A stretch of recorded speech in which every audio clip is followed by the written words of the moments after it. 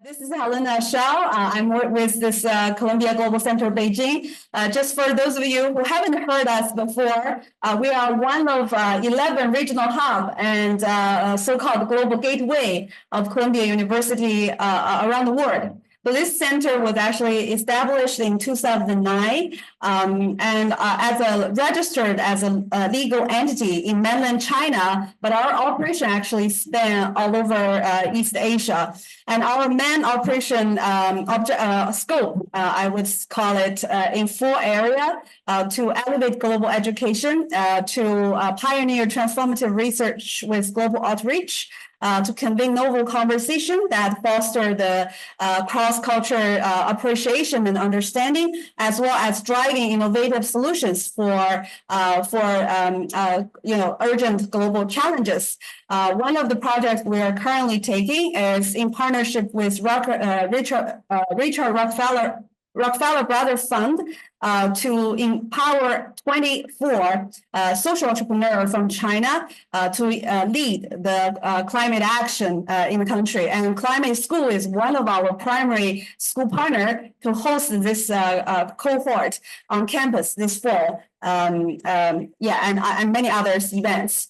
And also, before I hand it over to our host tonight, I also want to congratulate our newly admitted student again. I know now is definitely not the ideal time to travel around or study abroad, but please, I want to reassure you that you made an excellent choice in choosing Columbia. When you study there, you will find you will immerse yourself in the most diverse, dynamic global environment that will actually challenge and enrich your global perspective and resources.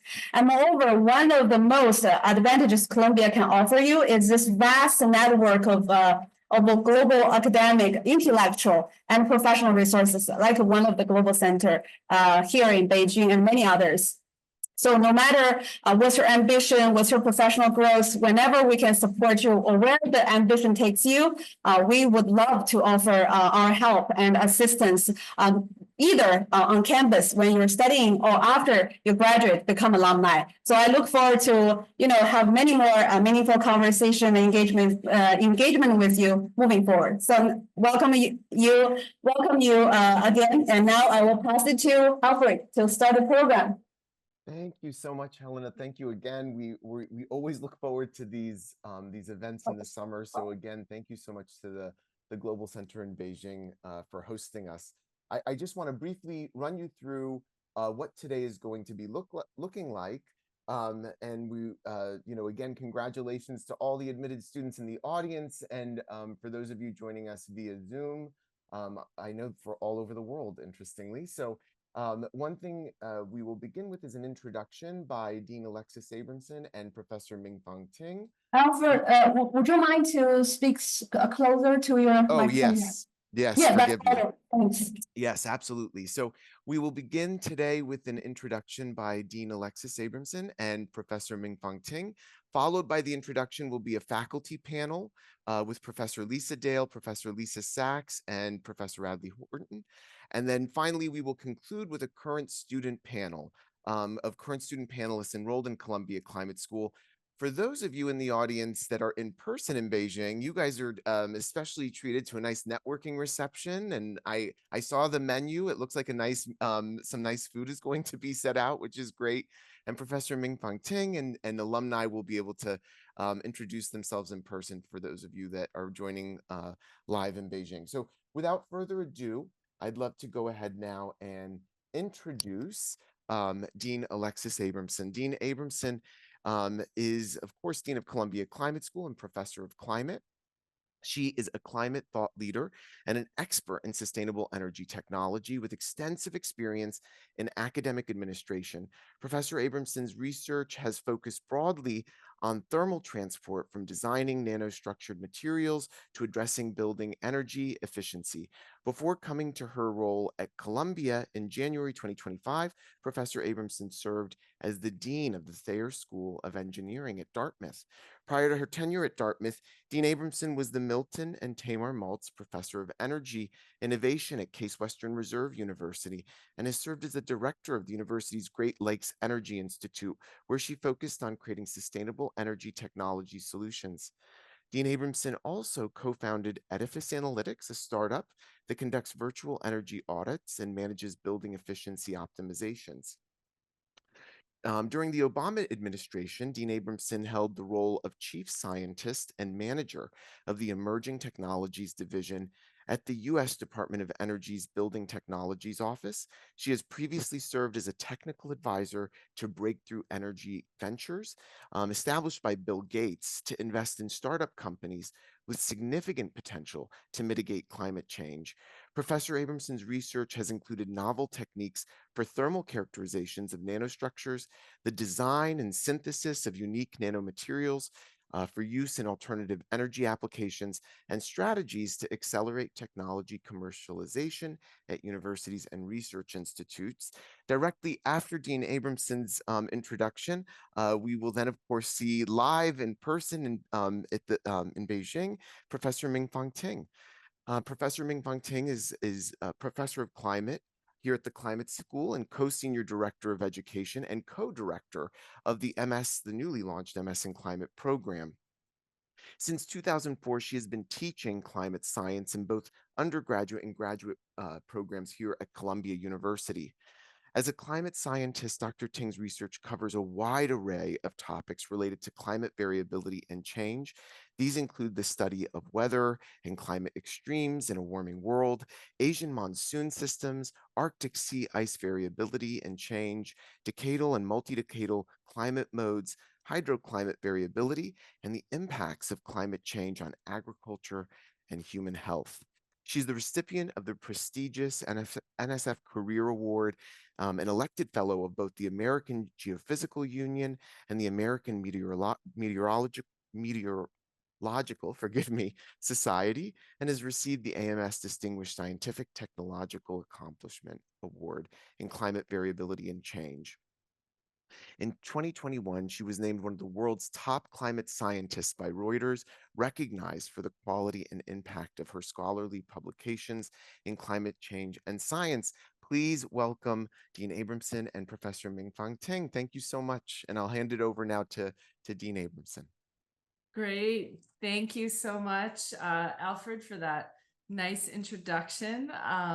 I really want to extend a thank you as well to the Columbia Global Center in Beijing for hosting today's session. And to all of you, congratulations on your admission to the Columbia Climate School's graduate program. You're either here because you're interested in joining us in New York City to study the MA in Climate and Society, the MS in Climate Finance, or the MS in Climate. And we're thrilled to welcome you to this really, truly extraordinary community. You are stepping into this field, as Helena said, at a truly pivotal moment, right? Climate change is not only the defining challenge of our time, it's also the greatest driver of opportunity for innovation and investment and inclusive economic transformation in modern history. So whether your focus is climate finance or disaster management or climate policy or food systems, your work undoubtedly will shape the systems that underpin global resilience and economic competitiveness. And the leaders of tomorrow, that's you, will be those who invest in decarbonization and climate adaptation and sustainable growth today. So that's why our programs are designed to give you the critical foundation you need to lead. All of our students are engaged with core courses like the dynamics of climate variability and change, also climate change adaptation, and climate change mitigation. And our enrolling international students right now represent over 38 countries, with China having the strongest representation, and bring a powerful mix of professional and academic and lived experiences from the private sector to the public sector to international institutions. Your diverse perspectives will be a cornerstone of the Columbia Climate Classroom and Community. So once again, welcome, congratulations. I hope you enjoy today's panel and the networking reception. And I really look forward to meeting everyone at orientation during the last week of August. I'm really the kind of dean that really likes to interact with our students. I welcome you to come meet with me when you get here in the fall and really take advantage of all we have to offer at Columbia and at the Climate School. So now I'll turn the session over to Professor Mingfang Ting. All right, thank you so much, Dean Abramson. And thanks to the panelists who are already here. I know it's so early for you all, and it's really great to see you all on Zoom today. And yeah, I just wanted to first extend a very warm welcome to all of you here in person and online, our newly admitted students, families, friends, and also a big welcome to some of our alumni. I'm really happy to be able to meet you here in person today. So for those of you who are, I mean, first of all, I'm going to speak in English for now, just because, you know, I'm with all my colleagues here. I will have plenty of time to talk to you in Chinese, in more, you know, casual settings. If you have any questions, we can discuss more later. So Dean Abramson already said a lot about our programs, but I wanted to sort of introduce a little bit about the school. I think not all of you are probably familiar with the school. The Climate School is actually a very new school within the Columbia University. It's the newest one. We formed the school in 2020 and officially launched in 2021. Some of our students here are actually the first class of the Climate Society Master's Program once the school established, even though the program itself, Climate Society, is a very long program. We already had it for, this is probably our 22nd or 23rd years of the Climate Society program. And we are launching 2 new programs this year, as Dean Abramson mentioned, Master of Climate and Master of Climate, MS in Climate and MS in Climate Finance. So, yeah, I wanted to also echo a little bit about sort of the interdisciplinary nature of the program. So the students we attract into the school, as well as you can see, the faculty members here in the panel, we're very, very diverse in our background. So you will be coming to the Columbia Climate School, you will be immersed in a truly interdisciplinary environment in getting the education that is truly interdisciplinary. And I want to also briefly mention my core course, as Dean Abramson also mentioned. We have a set of core courses very carefully curated for our students in the school. And I myself teach the dynamics of climate variability and climate change, which is a foundational course for understanding the climate system. And we have the panelist here, Lisa Dale, for example. She teaches climate adaptation, is another core course, and Lisa Sachs, both Lisa here. Lisa Sachs teaches climate mitigation. So these are all core courses that are well selected for our students. There are other core courses that you'll find very, very interesting once you are, getting into the program. And there are a lot of electives as well. I shouldn't say, core courses are the key ones everyone will take, but, there are plenty of elective opportunities for you to explore your own interest, perhaps slightly outside of what we have in the core. And just to close out, we know climate science is important. Climate change is a really important issue, and you are entering it at a very critical moment. And as Dean Abramson already said, and I don't need to say more, and our panelists will probably also tell you more, you are really, really making a difference to the world, not only in terms of your own growth as a scholar, but also in terms of making a big impact to our planet and to the entire human world. So I'll just hand over to Alfred again to introduce our panelists now.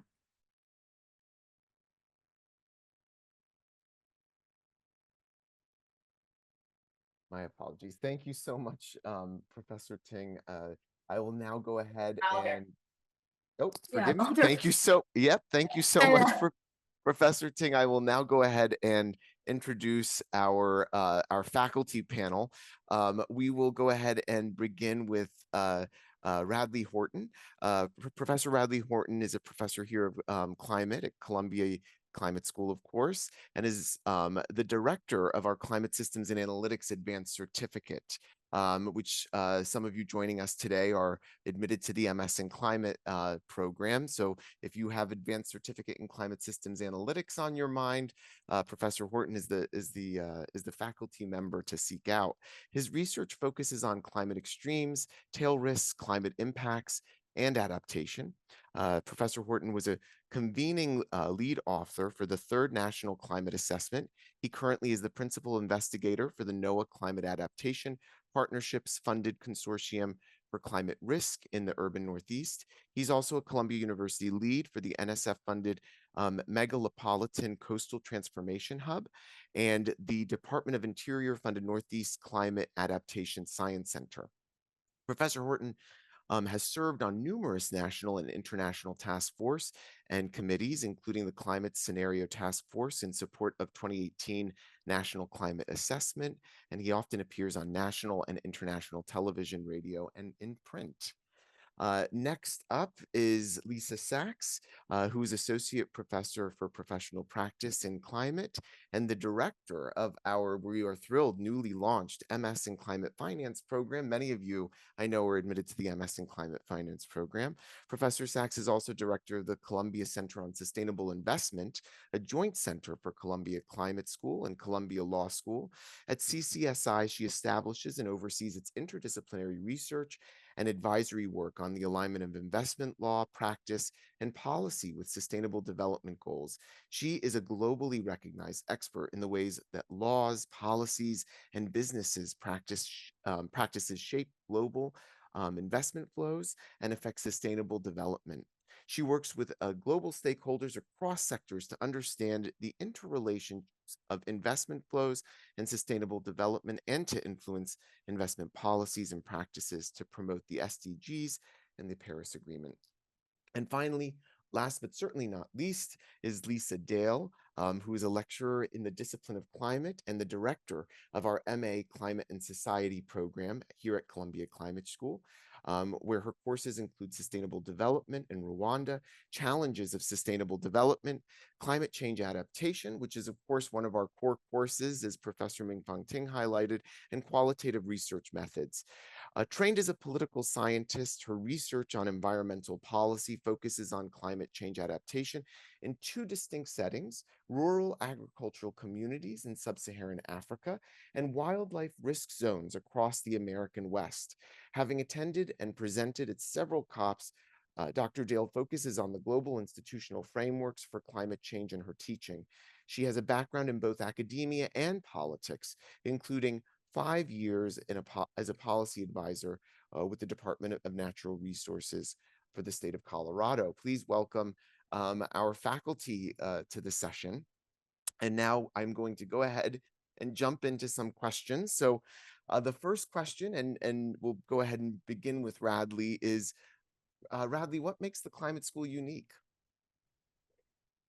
Thank you, Alfred, and wonderful to have the chance to speak with you all today.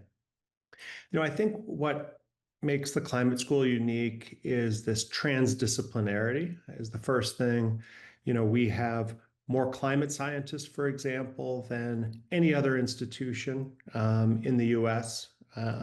But beyond that, we also have these other schools, right? We have a law school that's deeply engaged in thinking about ways to encourage societies to adapt to climate changes, to potentially hold emitters of greenhouse gases responsible for those emissions. We have a business school co-leading this new climate finance program that's deeply engaged. So it's that transdisciplinarity on the one hand within Columbia that's so critical to the solutions, but then additionally, this applied context at Columbia that lets us engage with the broader world.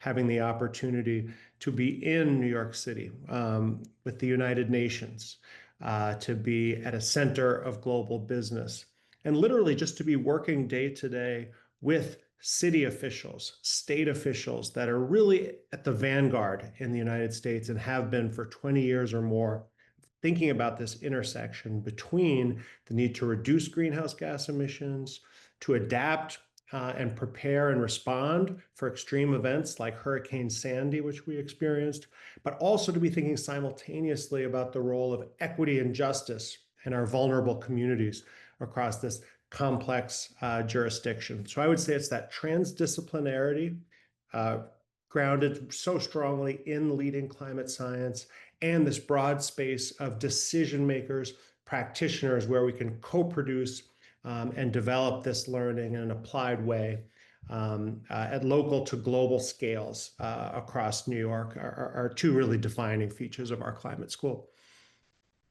Thank you so much, Professor Horton. And Lisa Dale, love to hear your thoughts. Sure. Good morning and welcome to all of the students there in Beijing. We're so glad to see you and welcome to the program. Congratulations on your admission. Nice to have a chance to chat with you. I'll start by saying, yeah, Radley, I agree, of course, that the interdisciplinarity of our program is one of its real selling points and really unique features. Radley's already talked about that pretty well, so I'll mention the fact that we're in New York City, and I think the location of our program and our 3 graduate programs and our undergraduate programs and Columbia University being in New York City adds tremendous value for our students, for our faculty, for our program overall. When you arrive in August, pretty soon it'll be Climate Week, which is a full week of climate activities in New York City, bringing in heads of state and world leaders to the city. And oftentimes we are in partnership with some of those leaders and some of those programs, and you'll have an opportunity as students to interact on campus and off. And then even beyond Climate Week, when we have so much international attention on the city of New York is obviously a global hub, and we have a tremendous amount of activity happening related to climate change in the city, and our students have a number of opportunities to move beyond campus and get outside of campus to interact at the city level with city government and with international leaders who are in the city. It also, New York City being such a hub, gives your professors, like the 3 of us, an opportunity to integrate leadership from other sectors into the classroom. And Lisa Sachs in particular has been able to really bring in world leaders into the classroom by virtue of being in a place like New York City. So our school is amazing and interdisciplinary and vibrant, and we're housed within an amazing interdisciplinary and vibrant world city. Thank you so much, Professor Dale. And then let's hear the Lisa Sachs, please, by all means.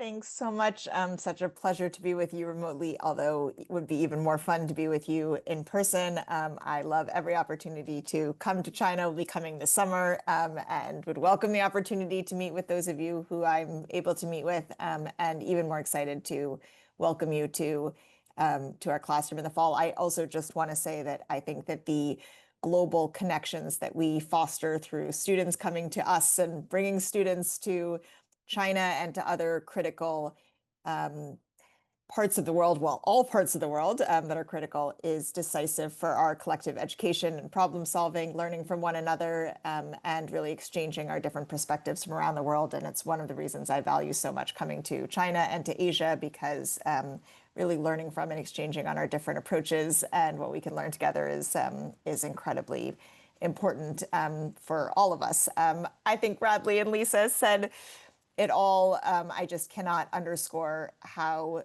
distinct the climate school is in its embrace of, as part of its core values, the commitment to interdisciplinary learning, thinking, and actually problem solving, which is really distinct, by the way, of any institution in the world that I know. How committed we are to bringing the best science and the best thinking to really trying to both understand, but also to help shape solutions for our global challenges. It's remarkable to be part of this community that is so committed to that, and that is so on the pulse of the evolving challenges, both from a earth science perspective, from a social science perspective, that is just, and benefiting from the extraordinary vibrancy of New York City and those who come through to share global experiences with us, we really are at the forefront of the rapidly evolving global challenges, but also solutions. And it's an incredible place to be, and very excited to welcome you to our classrooms. Thank you, Lisa. Lisa Sachs, I'm not gonna let you off the hook because I want to now pivot specifically to climate finance, because I know so many of our students, both obviously in the MS and climate finance program, but as I'm certain Professor Lisa Dale also knows, we have quite a few MA climate and society students that are interested in the topic. Could you share with us just why is it critical to study climate finance now? Why do you see this as being such a popular topic? Yeah, thank you. And I'm so excited to discuss this really important, probably, I mean, quite misunderstood field, and where we really urgently need new thinking with all of you across all of our programs. What I love about about being at the climate school is that my colleagues are thinking and explaining to me the deep science, the technological solutions, what is needed in terms of adaptation, which I learned from Lisa Dale and others, and realizing all of those solutions requires a reorientation of global finance. How do we actually finance the investments that are needed, the new technologies, the public investments that are needed to change our energy systems, our transport systems, our land use systems, food security, and so on? The question is, how do we realize those critical transformations? And to me, that is, well, the reality is that that will require a real change in how global finance is allocated. The global financial structure and how to change finance is not well understood. And we at the climate school are really trying to think rigorously around what the challenges are to reorienting finance and to scaling finance where it's needed, and bringing the best expertise from the business school that help us understand what shapes finance to the critical thinking we do at the climate school around what needs to be financed and what are the real barriers and how do we think innovatively about solutions.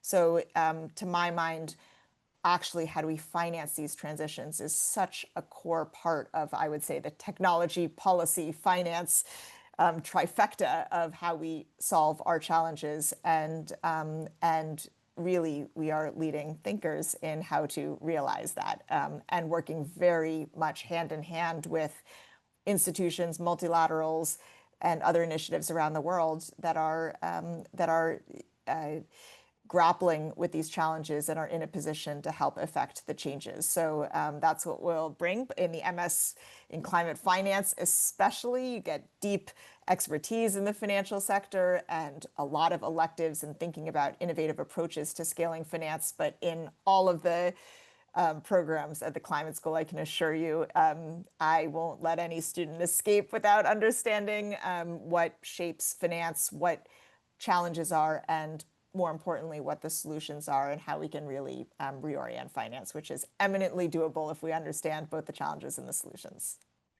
Thank you. And I have one more question, then I just want to open it up to Q&A. Perhaps some members of the audience would like to ask our faculty. So the final question is, can you kind of share a moment in your career that reaffirmed your commitment to studying climate and kind of what helped you stay hopeful about our ability to kind of navigate these dynamic times? I'd love to maybe begin with Professor Radley Horton. Thank you. Yeah, I think experiences from my career, really it's seeing how decision makers are able to engage with complexity, right? One of the challenges is that we're seeing so many multiple stressors now, and we're also simultaneously seeing huge potential for innovation. So observing how members of society equipped with science can engage around those issues. So after we had a $20 billion hurricane in New York City back in 2012, we had the chance to sit with infrastructure stewards from the water authority, from the subways and transportation, from energy systems that provide the critical electricity and air conditioning, for example.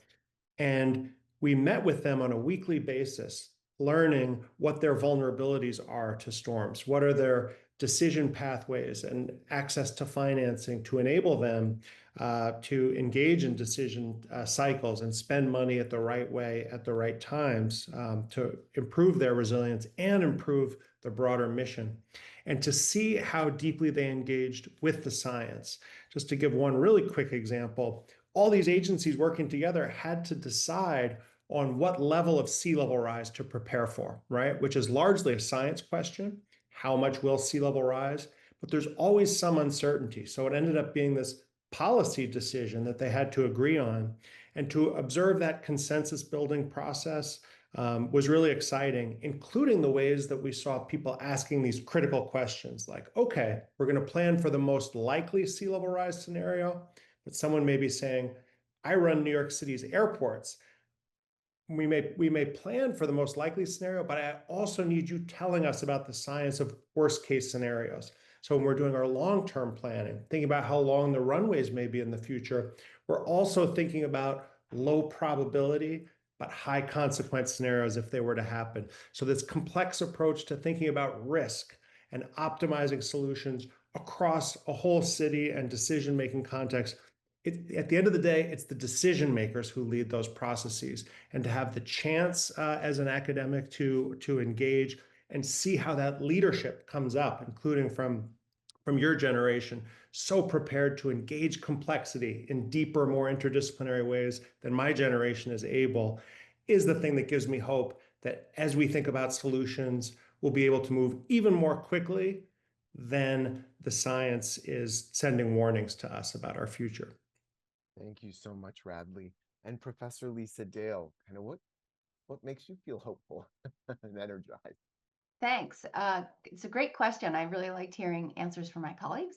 I think one of my answers to that question is really sort of a disciplinary truth, which is I've been working on climate change adaptation now for decades, and it used to be a really unknown sort of small corner of the world where people thought, well, we're only going to have to adapt to climate change if we fail to mitigate it, and that's not going to happen. So we're going to go ahead and mitigate climate change. And so the idea of adapting was really sort of remote and very abstract and kind of hard for people to get their arms around. And now, you know, here in 2025, I think climate change adaptation is much more prominent. The impacts of climate change are real and happening now. And I think everybody in the room has had personal lived experiences with rising temperatures or changing storms. We can see and feel the climate changing, and that's really changed not only our mindset, but our policies and our government's approaches to providing public goods and services that we all need. And suddenly, adapting to climate change is integrated in every government's planning, in every citizen's thinking, and in every student's interests. And so that's, I think, both hopeful because we're able to focus on a solution-oriented field of study, and also really validating and gratifying for me as a professor because my field of interest is also proving itself to be really important as a solution pathway. And so I look forward to sharing some of those parameters of that field with you in New York City when you get here in the fall. Thank you so much, Lisa. And then, and finally, Lisa Sachs, if you could share with us kind of your thoughts. I, again, both agree with, and as Lisa said, love hearing from my colleagues, and especially what Radley and Lisa have said. The only other thing I would add that really gives me hope is that these are solvable problems. We have the technologies, we know what is needed to do, we have the capital. This is not a question of having adequate capital.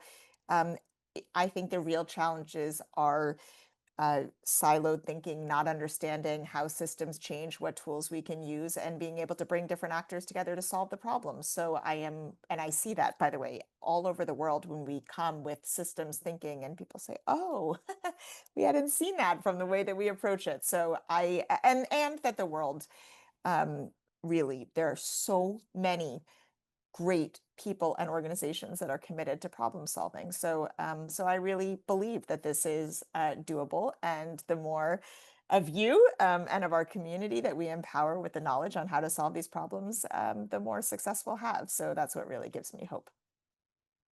Excellent. And now I'd love to open it up to any of the attendees joining us virtually or in the audience would anybody have a question for our faculty?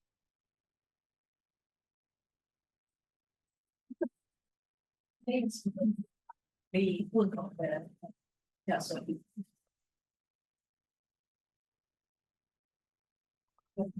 Everybody's excited for the networking reception, perhaps. Yes, I don't know. so maybe we can move on to the student panel. Excellent. Yes. Okay, wonderful. So let's go ahead and two of our panelists, one of our panelists, forgive us, was caught in a transit issue going from Boston to New York City. So two of our student panelists are with us, which is phenomenal.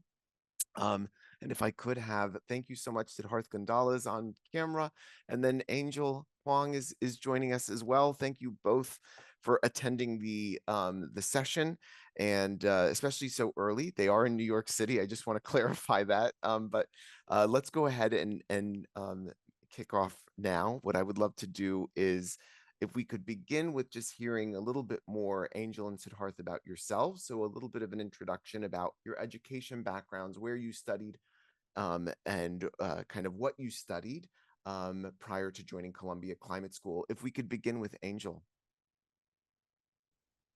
Sure, thank you, Alfred. So, hi everyone, I'm Angel Huang, and I am a Chinese international student, so I have the same background with the student who are listening to this panelist.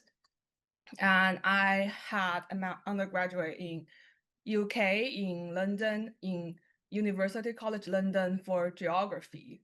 So based on that, I always like to focus on the area like climate change, environmental change, and my personal interests are also within geography, sustainability. So I think Columbia University of Climate and Society is one of my very prospective academic course right now.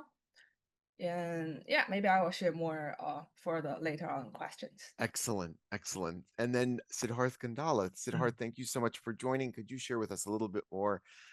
Now that I'm thinking about it, we have two students that went to schools in the UK. So go ahead, Siddharth. We'd love to Yeah, hear I it. didn't realize that. Yeah, so I did my undergrad in the UK as well. I studied at University of Birmingham. I studied international relations with economics. And then I worked there for 1 year for a healthcare company.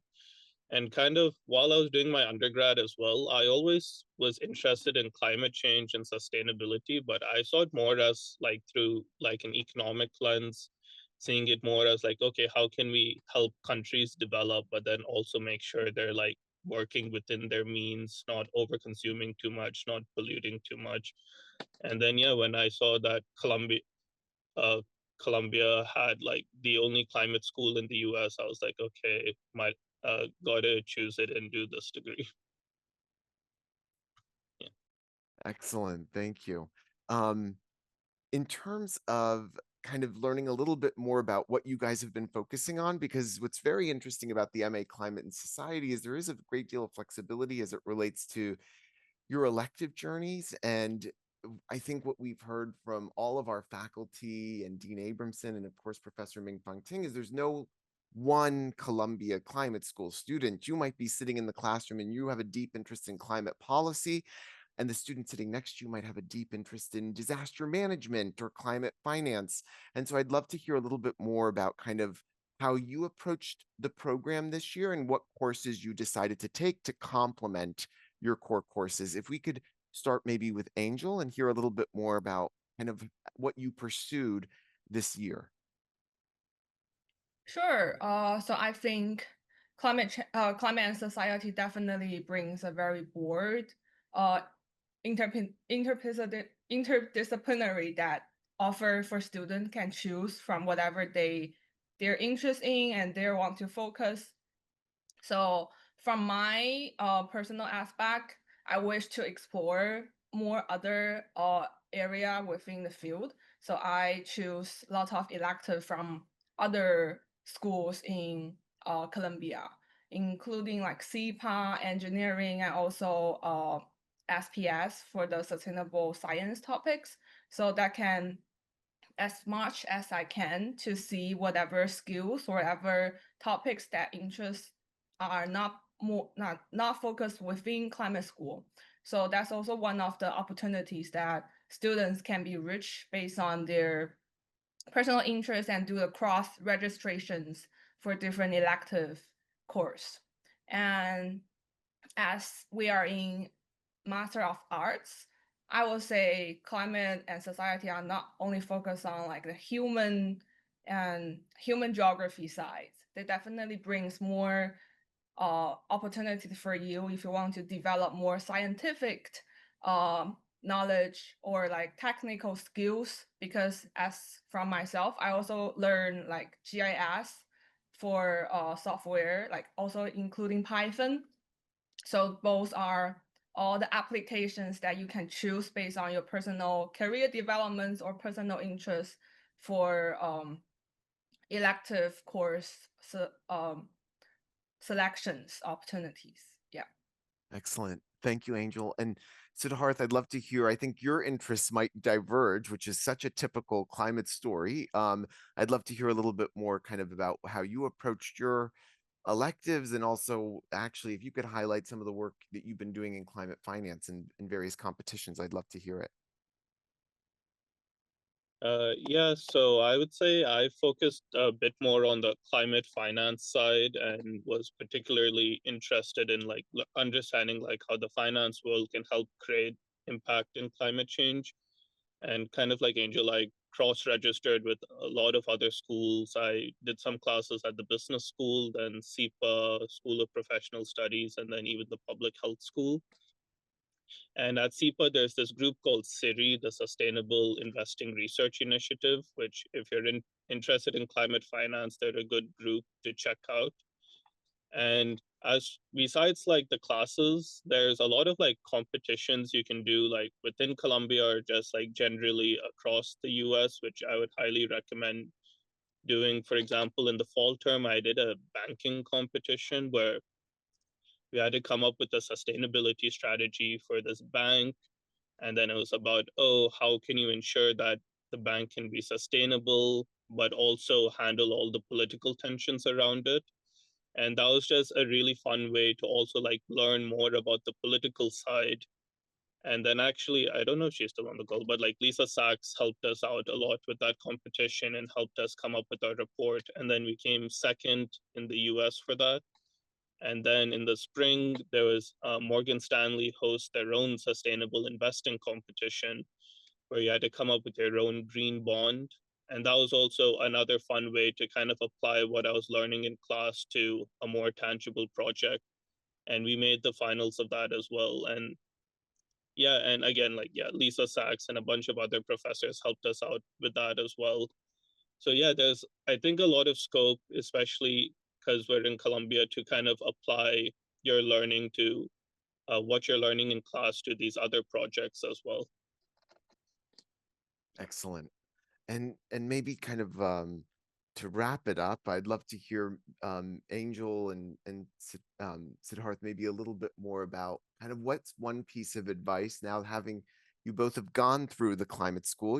This is your last semester. You'll be completing the program very soon. What's one piece of advice that you would give to the students in the audience that are going to be enrolling? What's like a kind of a lesson learned or something that you'd want to instill on them as they're joining the climate school specifically? Angel, maybe we can start with you. Yeah, I will say one piece of advice definitely to learn and use the opportunities and use the resources from Columbia University, like widely. Not only focus on climate school, because as your term, even right now, as you already get the offer, you already are our Columbia students. So you can have the chance to log in the system, access to email. So they are providing a bunch of resources and information coming up. And definitely look to those what you are interested. Like, for example, they also have job opportunities. Even you are haven't start your academic years. Like also as your master student, you can get opportunity from being a TA, being an RA at Columbia. So definitely catch those resources when you just came in school. And I will say also look to the Columbia wide course as you're choosing your elective from all the list from different schools. So you can enhance and enlarge your area of field that you are interested. And also opportunities for students coming to New York. You are in the biggest, like the world international cities in US. So definitely try to explore New York, try to enjoy the opportunities that New York can only provide it. And yeah, enjoy your life in New York are also a good way to start. Thank you. And Angel, I saw on LinkedIn you just secured a teaching assistant position. Congratulations. Thank you. Yeah. So summer I also teach another course at Columbia. So I very enjoy the opportunities that Columbia provided, because as you're not a student, you definitely cannot apply for those roles. So I recommend students for applying as many as the positions or the opportunities you have or you like. Especially I know when September starts, you can apply for this term TA or maybe the spring term TA, and also their job market open since September. So definitely look around for catch those opportunities at first. Excellent. Yes. And Angel was referring to, I believe, the Wednesday weekly newsletters that you absolutely are starting to get them in July through your Columbia Uni emails. So be sure that you're monitoring your Columbia emails. I know Professor Mingfang Ting and Professor Lisa Dale and Lisa Sachs all sent a welcome message to your Columbia emails with all those different email resources that Angel is highlighting. So be on the lookout for those emails. And then finally, Siddharth, we'd love to hear kind of your advice for an incoming student. What are your takeaways and kind of what would you recommend? Yeah, I kind of have two things I would suggest. The first one is definitely take advantage of your professors. Initially, I was kind of a bit shy to speak to them frequently or ask them for help. But then a lot of my professors have been very kind. Whenever I apply to a job, if I see one of them is a LinkedIn connection to the hiring manager or even someone at the company, they're always willing to reach out on my behalf and try to put me in touch with someone. So that's been very helpful. And then a few of my professors also have given me just some extra work to do outside of class as well, which has just helped bulk up my CV a bit. So definitely take advantage of your professors. And I think they also want you to as well. And then the second thing is kind of similarly, we are in New York and at Columbia. So take advantage of all the networking events. There's a ton of events where you meet other similar sustainability or climate people, and just getting to know what fields of work they're working in as well, what their career path has been also very helpful. Yeah. Excellent. In terms of we just did get a question virtually, a question relating to the academic calendar. I'm for anybody that's interested in the academic calendar, feel free to just email admissions@climate.columbia.edu. We can send that to you. It is available now, so classes will begin for all 3 of our Columbia Climate School programs officially on September 2nd. And as Dean Abramson noted, the orientation will be occurring on the final during the final week of August. It will be a 4-day orientation running Monday through Thursday. They're very robust events, as I'm sure Angel and Siddharth can attest to when they did orientation. So we're more than happy to share the academic calendar if you want to send us a quick email. Is there any, and by all means, any other questions perhaps in the audience for Angel or Siddharth? Yeah, thanks, Angel and Siddharth, for getting up so early and joining us to provide all your wisdoms to our incoming class. So anyone here have any questions for our 2 students, current students? I think we are truly looking forward to networking in the next hour. So we probably just move on. So also, what should we do in terms of the students online? we're probably not able to involve them in terms of the in-person networking. The students online, they're going to get a recording of this session. So they're aware, yes. So they'll be getting a recording of the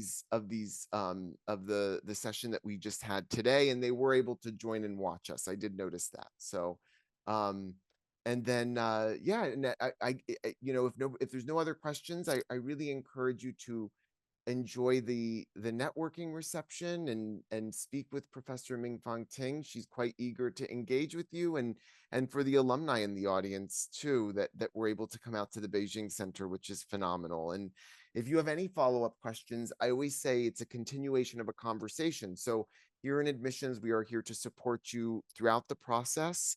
As soon as you get to New York, course registration is going to begin the last week of July. So just as if there was any concluding sentiments, not the most exciting sentiments, but some concluding ones, is be sure, for example, to send us your immunization records to make sure that your registration is ready and activated. We also encourage you, if you have not already done so, I'm certain many of you have received emails from us, but we want to make sure that you're corresponding with the International Students and Scholars Office, that's ISSO.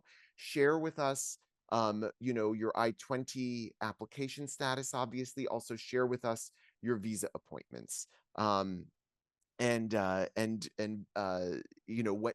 your appointments are occurring. Visa scheduling has and will be resuming. We just got that news, which is wonderful, yesterday, which we're very, very pleased with. So just I think the ending sentiments is, again, a huge congratulations. And thank you so much. I know many of you are not based in Beijing. Actually, I'm curious now, Mingfang, if you could entertain me in this moment. Who traveled the furthest in the room? Raise your hand. Who in the audience traveled the furthest? Let's hear it. I'd love to hear. Where did you travel from? 1, 2, 3, 4, 6. Where did they? I'd love to hear the geography though. Where did they travel from? If we could hand them the mic. Now I'm very curious. From Shanghai. It's like very north to China, is close to Taiwan. Wow. Okay. One of our alumni today. Oh, wonderful. From Shanghai, that's a long way. Yeah, thank you. Anyone else raise hands? Anybody further? Yeah. I'm from the southern part of China, Guangzhou. And you are Excellent. Yeah. Excellent. Excellent. I'm from Shanghai. Right. Hello, Albert. Yeah. We're from Tianjin. It is not too. I'm from India. From Zhejiang, Mingfang, the coastal city in China. Yeah, Wow. Welcome. Yes, I know we have another here. Welcome. Also close to office. Great. So do you think we can get the online student, if they're still there, to just show up on the screen? Is that possible? Yes, I'm looking actually. Yeah, the attendees.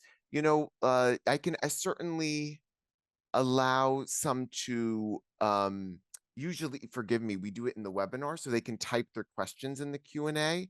But let me see if I can promote to a panelist, perhaps. I hope I don't should I do that? I can do that. Yeah, if you can do that quickly, I think that would be nice for the students. Yeah. See some of them online. So they'll meet there later, but that'll be nice to meet now. Okay. But if it's too hard, don't worry about it. Yeah, no, forgive me. I'm just trying to, let's see here. Allowed to talk. I'm allowing them to talk. I have too much power on this back end. Okay. Sorry, some of our students might have declined. They might not have been prepared to come off camera, so forgive me. Oh, okay. And then another student's rejoining the webinar. One moment. My apologies, everybody. No worries. Anyone Does anybody have a question? Again, Siddharth and Angel are graciously staying on camera, actually. Any questions for them? Truly, if you were curious about their experiences at Columbia. faculty mentor peak or whatever we'll have plenty of time to learn and meet, but you won't have a chance to talk to them. So if you have questions for them, it's gonna be a great opportunity now. Yes. Maybe I have a little question about our work. So I want to learn about some format of our report to show our results of learning, so such as presentation or some essay or some group project. So this is the question about the kind of homework, the type of projects or presentations or any type of things that you can share with us. Angel, would you like to? Yeah, I will say the assessment way in Columbia varies. So it really depends on the course you choose.